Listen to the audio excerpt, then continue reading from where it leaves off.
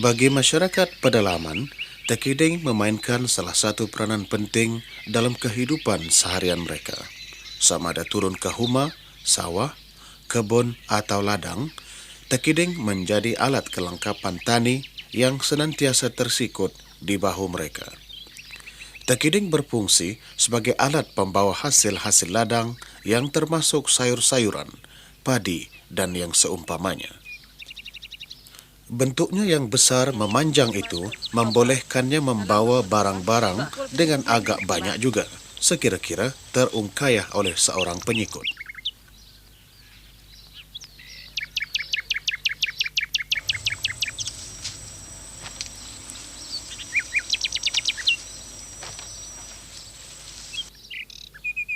Keselesaan dapat dilihat dari wajah seorang kaum tani yang menjadikan tekiding sebagai teman ke ladang.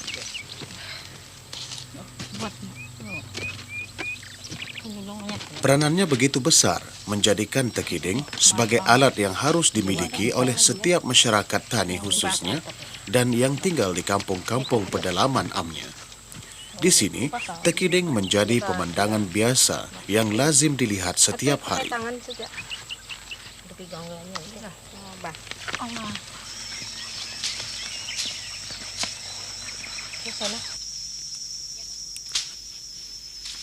Bahan-bahan asas membuat tekiding terdiri dari tumbuh-tumbuhan hutan yang mudah didapati di sekitar perkampungan. Bamban atau buluh dan rotan sudah memadai dijadikan bahan untuk membuat tekiding. Bagi Dayang Hajah Nalam Haji Bungsu dan anak perempuannya dari Kampung Kulapis, kira-kira 20 km dari ibu negara, usaha kerja tangan membuat tekiding adalah satu kegiatan sambilan.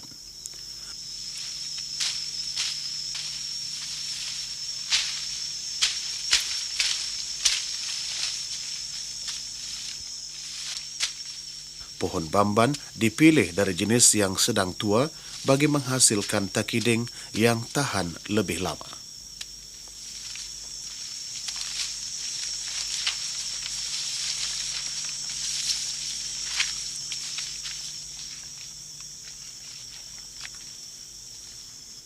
Pohon-pohon buluh dari jenis yang kecil juga elok dijadikan bahan membuat tekiding. Jenis yang diperlukan adalah serupa dengan bamban, iaitu sederhana tua bagi mengelakkan kejadian buluh kecut dan mudah patah jika dikeringkan dan tidak dapat dilentur apabila dianyam. Buluh dikerat mengikut ruas-ruasnya bagi memudahkan kerja-kerja menjadikannya bilah-bilah kecil yang akan dikopek kulit arinya kerana hanya bahagian itulah yang diperlukan bagi menganyam tekiding.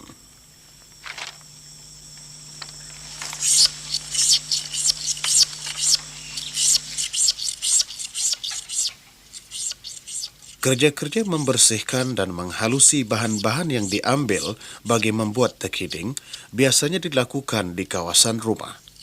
Bagi buluh, kerja-kerja mengikis keluar lapisan kulit adalah proses awal untuk menjamin ianya sesuai untuk diwarnakan bagi anyaman tekiding berwarna, berlainan dengan bamban yang tidak perlu dikikis keluar lapisan kulitnya. Bamban setelah disukat ukurannya dibelah untuk menjadikannya nipis supaya ianya mudah dikopek kulitnya yang lembut dan mudah dilentur untuk dianyam. Berbanding dengan bamban, buluh lebih keras dan memerlukan masa yang lebih lama untuk menghalusinya.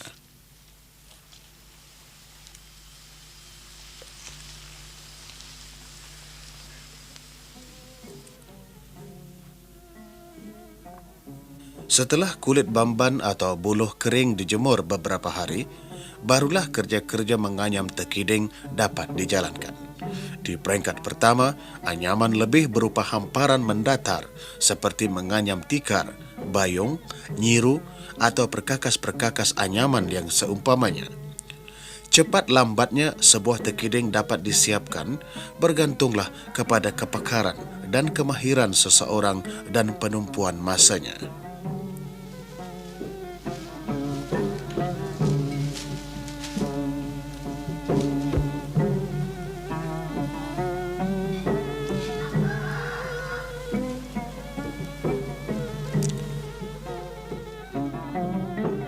Cara susunan tindih anyaman ini tidak jauh berbeza dari lain-lain kerja menganyam. Yang berbeza hanya semasa menyediakan pembentukan dasar, membuat turus dan lilitan permukaannya. Bahan asas adalah sama, kecuali beberapa peralatan yang mungkin memerlukan daun pandan dan lain-lain.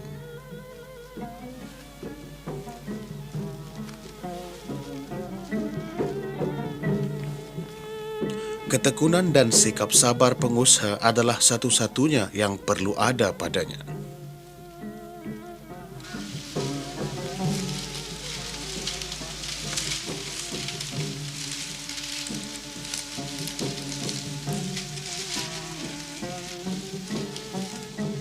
Bentuk tekiding hampir jelas.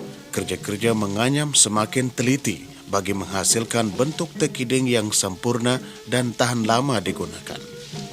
Tidak berbeza dengan lain-lain cara bekerja, kerja tangan yang dibuat oleh Dayang Hajah Nalam ini juga tidak banyak sedikit memerlukan rehat sebentar. Bagi mereka yang sudah biasa dengan kerja-kerja seperti ini, tidak menimbulkan masalah. Allah bisa, tegal biasa. Kemahiran menganyam seperti yang ada pada Dayang Hajah Nalam ini adalah merupakan warisan yang dipelajari dari ayah atau ibu oleh anak-anak yang menggemari atau berminat dengan kerja tangan yang dimiliki oleh orang tua mereka. Kemahiran yang boleh diwarisi dan diturunkan kepada generasi muda.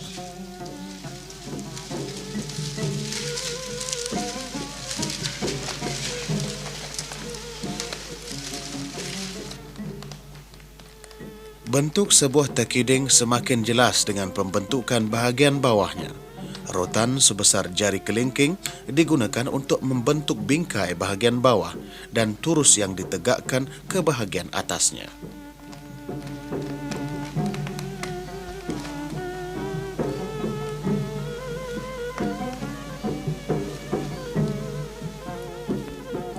Kemampuan sesebuah tekiding dalam penggunaannya bergantung kepada bingkainya, terutamanya di bahagian bawah. Ianya dijalin kemas dan jalinan dari rotan menjadikan tekiding lebih tahan digunakan.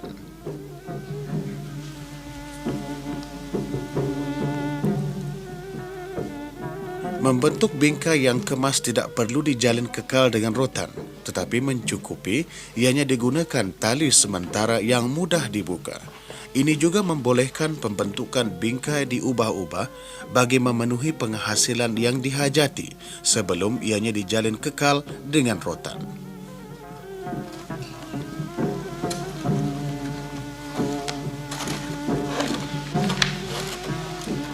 Jalinan tekiding dikemaskan dari bahagian bawah dasar, diikuti dengan bahagian-bahagian tepinya yang menurus ke mulut tekiding yang ukurannya lebih besar dari bingkai tepi dan bahagian bawah.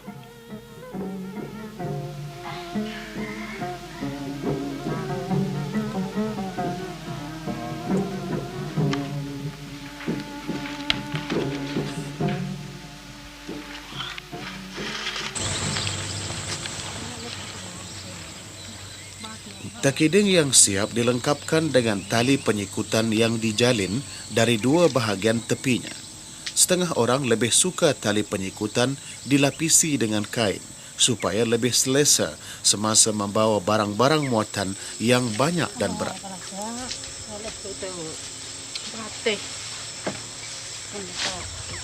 Dari kebun ke pondok perhentian dan dari pondok ke rumah, tekiding terus memainkan peranannya. Alat-alat lain seperti bakul dan sebagainya mungkin boleh menggantikan tempat tekiding, namun penggunaannya tidak dapat menyaingi tekiding dan tidak semudah menggunakan tekiding. Kerana itulah tekiding lebih disukai di kalangan tani hingga sekarang.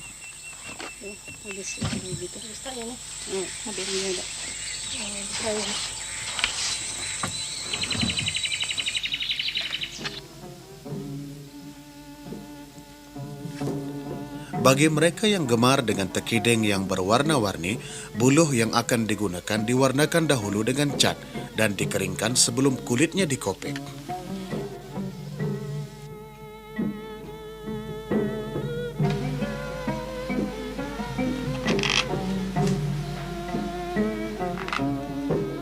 Buluh-buluh yang diwarnakan dibelah menjadi bilah-bilah kecil dan kemudian kulitnya dikopek. Proses yang dijalankan ini sama seperti membuat takiding yang tidak berwarna dari bamban.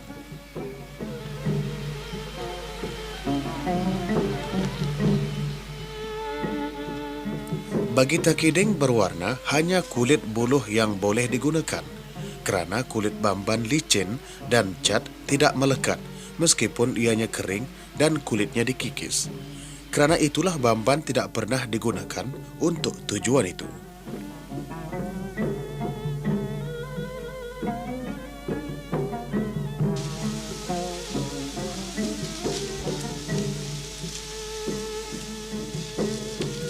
Menganyam takiding berwarna tidak semudah yang difikirkan dan ianya lambat sedikit dari yang tidak berwarna. Setiap bilah anyaman adalah dikira untuk melahirkan corak warna dan bunga yang dirancangkan. Takiding berwarna yang kecil biasanya dijadikan sebagai bahan perhiasan di ruang tamu dan yang besar juga biasanya untuk kegunaan basahan harian. Harganya juga lebih mahal dari takiding biasa.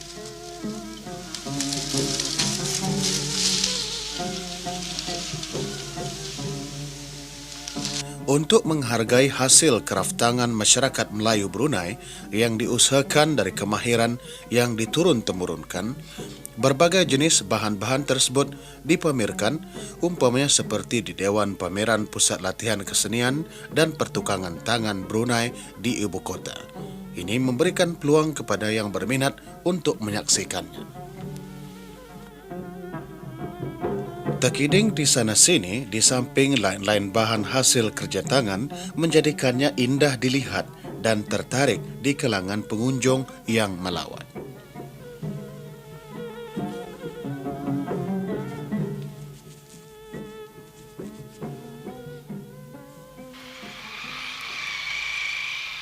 Bagi setiap masyarakat, masa yang terluang terutamanya di hujung minggu, peluang diambil untuk bersiar-siar atau membeli belah di bandar. Kawasan tamu seringkali menjadi tempat tumpuan orang ramai di mana berbagai jenis barang dan keperluan harian mudah diperolehi. Dayang Hajah Nalam dan keluarga dari kawasan pedalaman juga tidak terkecuali untuk meluangkan masa berkunjung ke tamu. Bagi Dayang Hajah Nalam, ini bukanlah satu pengalaman baru. Dia membeli belah sambil mencari peluang untuk membuka selera fikiran dan pandangan dan untuk menemui teman lama.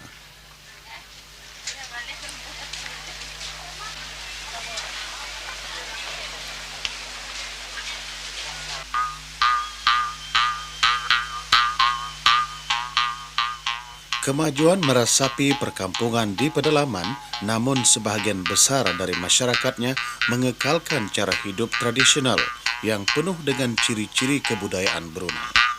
Kawasan pedalaman dan bandar tidak lagi dianggap sebagai terpisah, meskipun pada satu ketika kampung pedalaman merupakan tempat terpencil.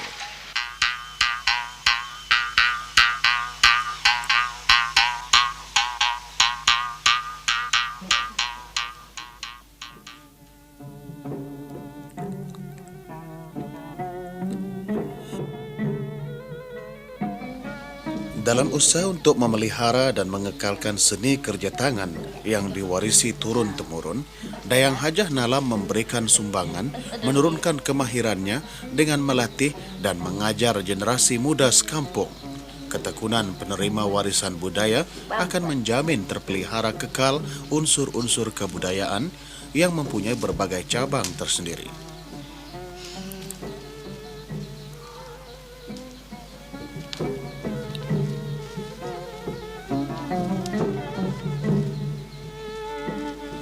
Cara begini adalah salah satu penggerak bagi memesatkan lagi kegiatan dan menghidupkan terus tradisi dan kebudayaan bangsa dan negara.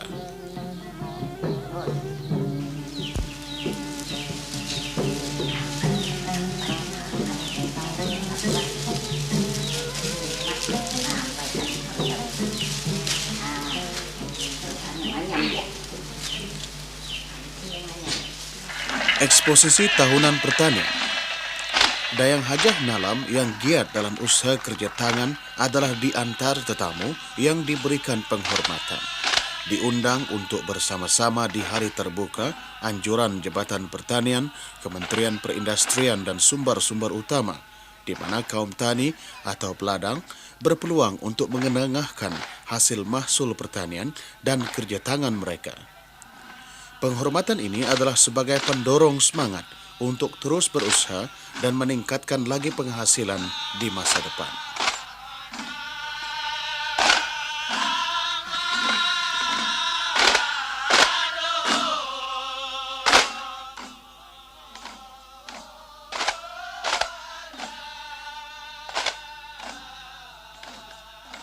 Bahan-bahan yang dipamerkan adalah bukti kepada pengunjung akan kejayaan usaha masyarakat yang terlibat. Tamasya seperti ini menjadikan pengusahanya lebih bangga di samping ianya membuahkan ganjaran yang diperolehi dari jualannya.